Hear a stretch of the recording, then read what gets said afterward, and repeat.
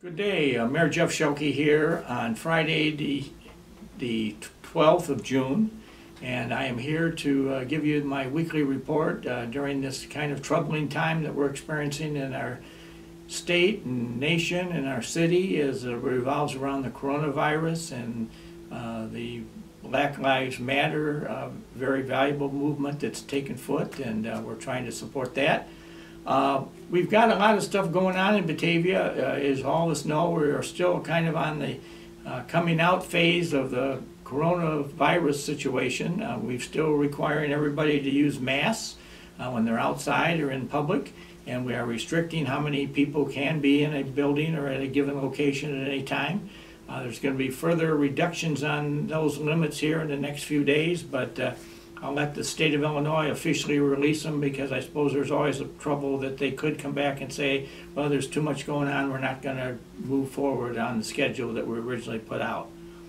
But more on a positive nature, tomorrow on Saturday, June 13th, we are going to have a 10 a.m. opening, soft opening of the Batavia Boardwalk shops over at River Street and East Wilson Street. And that'll be kind of across the street from where we will be in, I believe, our third week of the Batavia's Farmers Market that goes in the block on River Street between Wilson and Spring. And so we've gotten good crowds over there the last couple of weeks, and we hope they're back tomorrow. It sounds like the weather's going to be pretty good. And the executive director of Sherry Wilcox, the executive director of Batavia Main Street, has expressed to me to certainly encourage and invite folks to stop over and check out the Boardwalk shops. Again, because of the current issues, we're going to have to restrict how many people can go into any one of the given buildings at a time, but they'll be there for till the end of October, so in business at least. And so we want to encourage you to stop by and see some new faces in Batavia that are wanting to join our business community. So we think that's a real, very positive note to have in Batavia, and I want to thank all the members of our city council who stepped forward and pushed the idea. And then I want to thank all of the countless volunteers that stepped forward and volunteered time and money to help put that forward, and I know Main Street's going to say more about that in the next few days. But we've just had a great expression and display of community spirit over there, and I think it talks to the true heart of Batavia that we have that experience going on, and I think it's going to breed some very good things for us. I wanted to take a couple minutes here and just talk about a problem that we are having in the city right now, and also weave a little of our community history into it, because I think that it's something that everybody should be made aware of. As you know, the Batavia Fire Department provides a paramedic ambulance service to all the residents in the city and the fire district. And we are part of a three-town ambulance cooperative with Geneva and St. Charles, of which I have the honor of serving as the chairman of the board of the TriCity Ambulance Service. And we now have 2 ambulances in Batavia. We have 1 ambulance full-time in Geneva and 1 part-time, and then we have 2 ambulances full-time in St. Charles, and I would suggest that the Geneva part-time ambulance will be full-time before long. So we're going to have 6 ambulances, but those ambulances are really busy instruments within our lives in our community. The Tri-City ambulance runs the wheels off those vehicles, and we have a variety of calls. As an example, last year, the Batavia Fire Department, for every call that they responded to, the total was 4,276 fire and ambulance calls came out of Batavia last year. Now, if you do the math on that, that's about 11.7 calls a day average. Some days we had less, some days we were well over 20 calls. So those vehicles are busy, but certainly the talents and the expertise of the paramedics and our firemen that sometimes go with them to help carry stretchers or equipment, that is probably one of the most received and welcomed services that the city of Batavia offers. And the beautiful part about the way we run it is that we do have the backup right behind it, so that both ambulances in Batavia are busy, and we get a third call, we can bring the Geneva ambulance or the St. Charles ambulance down, and vice versa in those towns as it applies to Batavia. So this is a system that has kind of been looked upon as almost a national model of intergovernmental cooperation and consolidation, and one that I'm very proud to be part of, that Batavia, Geneva, and St. Charles work so cooperatively to do this. with that, I have noticed this year some spiking of the types of calls that Batavia Fire Department, I'm only speaking now for Batavia, that we're going to. So last week I visited Chief Dykey out at his office, and I asked him while I sat there if he would go through the reports very quickly and just weed out the number of calls we had that involved drug or alcohol overdoses, or that we went to provide psychiatric or psychological evaluations of patients, because many times drug or alcohol is a background factor in those types of calls. And in Batavia, through last Thursday, a week ago now, that we've been responding, we had already responded to 127 of those calls in our town, which I find as the mayor to be a very troubling number, because it shows that we have a lot of people that are in trouble. They have, you know, mental issues, or they're downtrodden, or there's something going on that isn't quite right in their life, and it's a very troubling factor to have.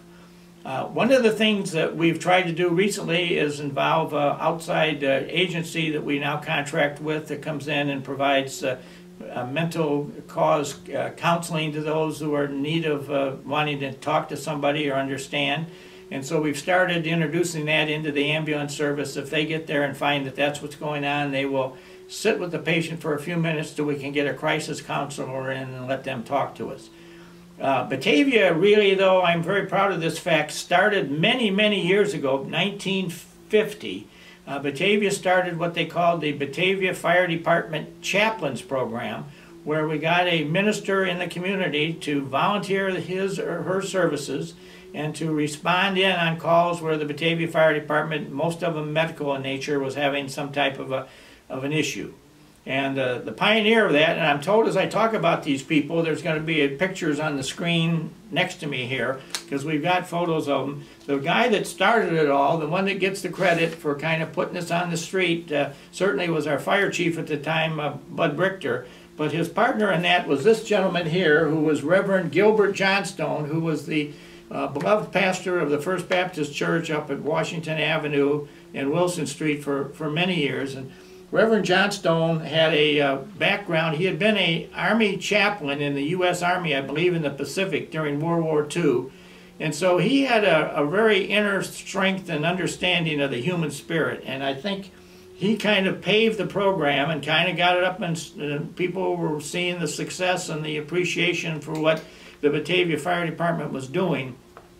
So it became quite a natural feature for our fire department to bring a chaplain along on many calls. Unfortunately, when Reverend Johnstone died very suddenly in 1974, his role was picked up by this gentleman, who was then Reverend Raymond Costello, who was pastor at Holy Cross Church. And Reverend Costello stayed with us from 1974 till 1982, and he really, again, was somebody that really got into the role, and he was kind of legendary in the fire department, because if there was a call in the middle of the night, you could almost count on Reverend Costello being there with us. After Reverend Costello got transferred out of town, Reverend Thomas Keller from Holy Cross Church took over from 1983 through 1985, and he had a partner in his assistant who was Reverend Richard Huber. And these two gentlemen were the ones who then, they're both on the same page here, so this is Huber and this is Keller, and they answered the call. Then they left, and for a while a guy stepped forward that was really quite active. He was more interested, he told me, in the police than the fire, and that was Reverend Truman B. Hazelwood from Logan Street Baptist Church. And this is Reverend Hazelwood, and he used to describe himself as the police chaplain, but he would come with us on fire department calls too. And he was a really needed and necessary voice, and I know of several circumstances where there had been deaths and we had to go make a death notification, and he went along and just handled it the very, very best way it could be handled. So I really think that, you know, each one of these guys has a mark in their, by their name here. The next one to step into it was Reverend Larry Peterson from Bethany Lutheran Church, and he was again very active and involved in it, and really had quite a background to understand and to deal with people in trying times.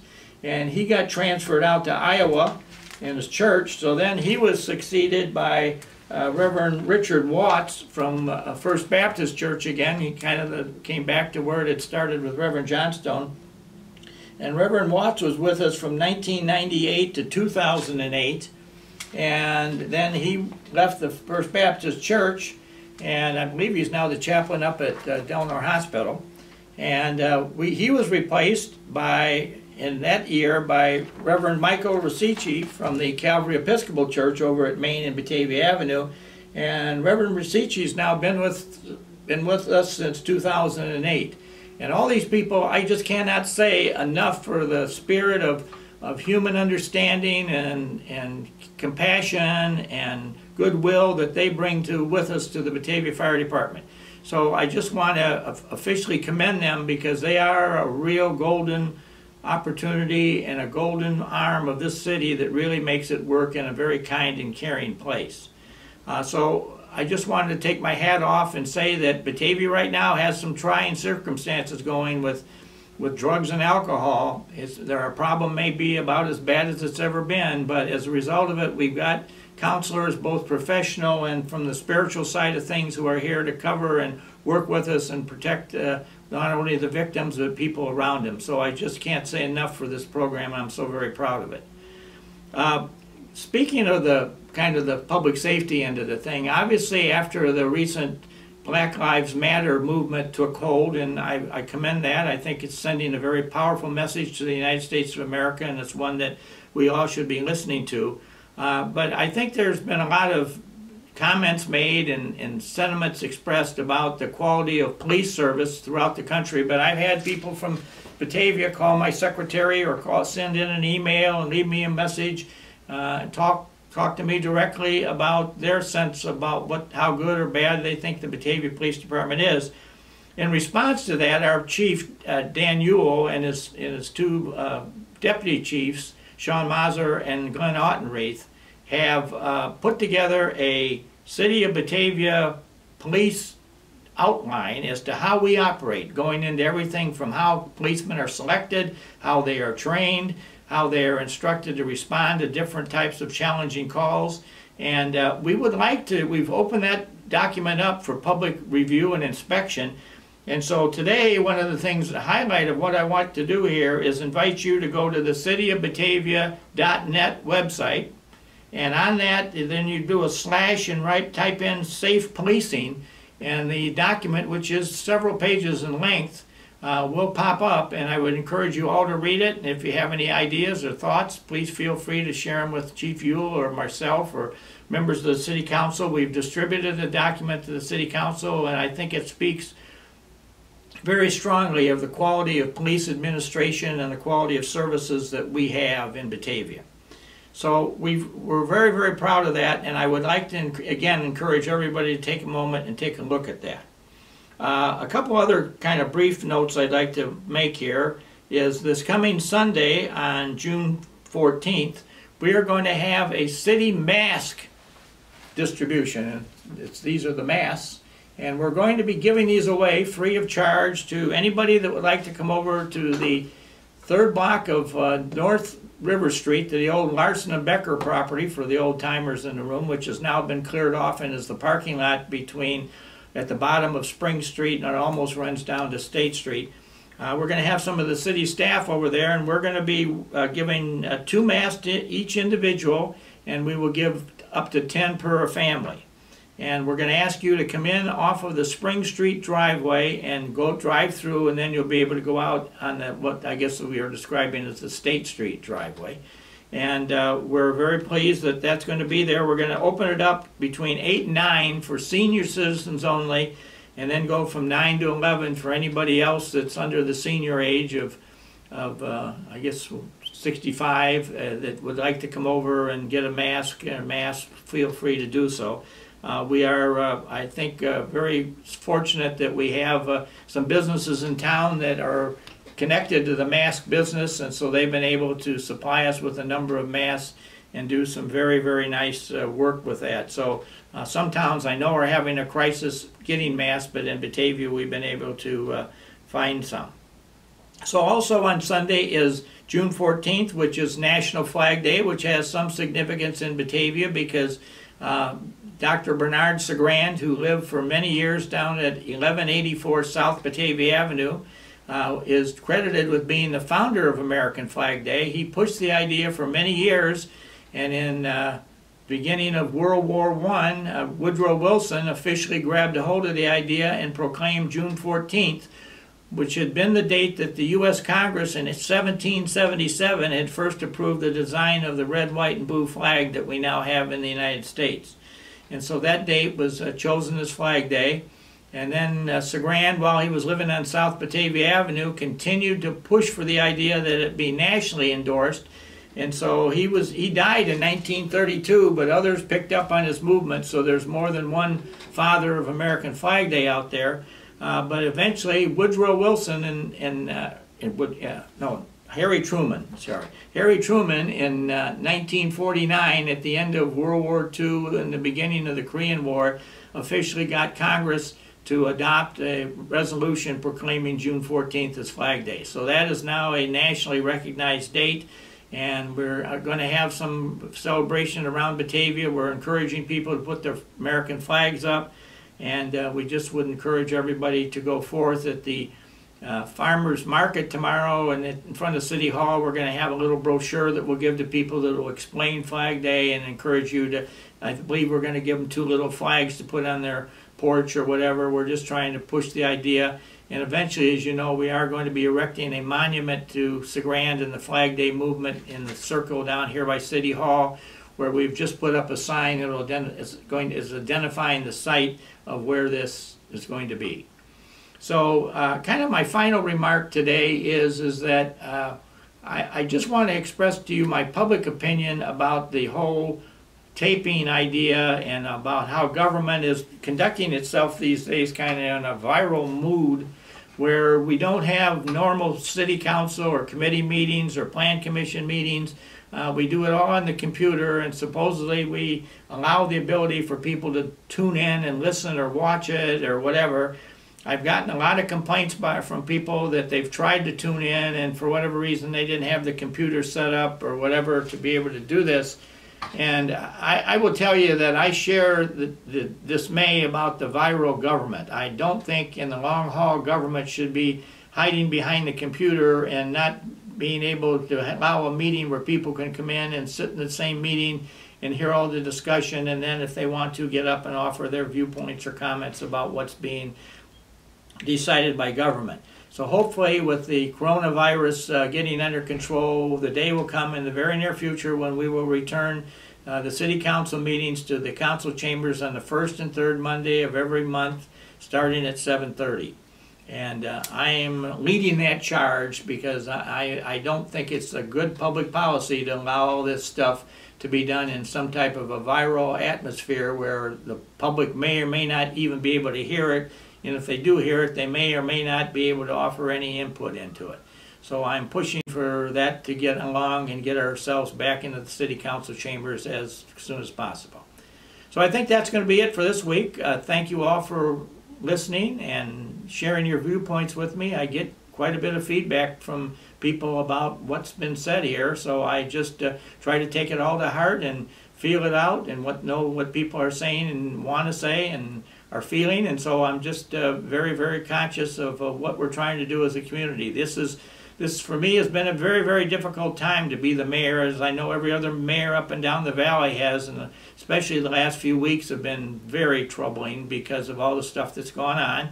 But I'm very proud of the fact that Batavia, Geneva, St. Charles, I think we've all handled things very well, and we've gotten most people comforted that things will be better as we move forward. So on a lighter note, let's hope for greater and grander days ahead. And let us hope the other thing that we're going to try before the year is over with to get a few Batavia gatherings back into the calendar and get Batavia out here so we can be together and understand and know each other and really come as a community to the sense of what a true community of love and understanding should be all about. So on that, I'm going to close. Best wishes, and I'll talk to you next week. Thanks.